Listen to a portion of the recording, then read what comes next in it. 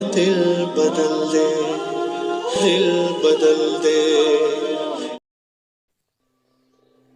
شروع اللہ کے نام سے جو بے حد مہربان نہایت رحم کرنے والا ہے۔ حضرت ابو ہریرہ رضی اللہ تعالی عنہ سے روایت ہے کہ رسول اللہ صلی اللہ علیہ وآلہ وسلم نے فرمایا، اس اثناء میں کہ ایک آدمی راستہ چلا جا رہا تھا، اسے سخت پیاس لگی۔ چلتے چلتے اسے ایک کنواں ملا، وہ اس کے اندر اترا اور پانی پی کر باہر نکل آیا۔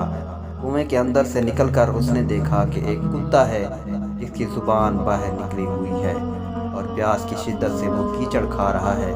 اس آدمی نے دل میں کہا کہ اس کتے کو بھی پیاس کی ایسی ہی تکلیف ہے جیسی کہ مجھے تھی، اور وہ اس کتے پر رحم کھا کر پھر اس کنویں میں اترا اور اپنے چمڑے کے موزے میں پانی بھر کر اس نے اس کو اپنے منہ سے تھاما اور کنویں سے باہر نکل آیا، اور اس کتے کو وہ پانی اس نے پلا دیا۔ اللہ تعالیٰ نے اس کی اس رحم دلی اور اس محنت کی قدر فرمائی اور اسی عمل پر اس کی بخشش کا فیصلہ فرما دیا۔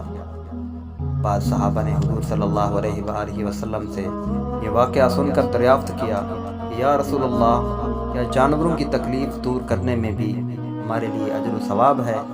آپ نے فرمایا، ہاں، ہر زندہ اور تر جگر رکھنے والے جانور کی تکلیف دور کرنے میں ثواب ہے۔ دوستو، دعا کرتے ہیں اللہ رب العزت ہمیں اس حدیث پر عمل کرنے کی توفیق عطا فرمائے، آمین۔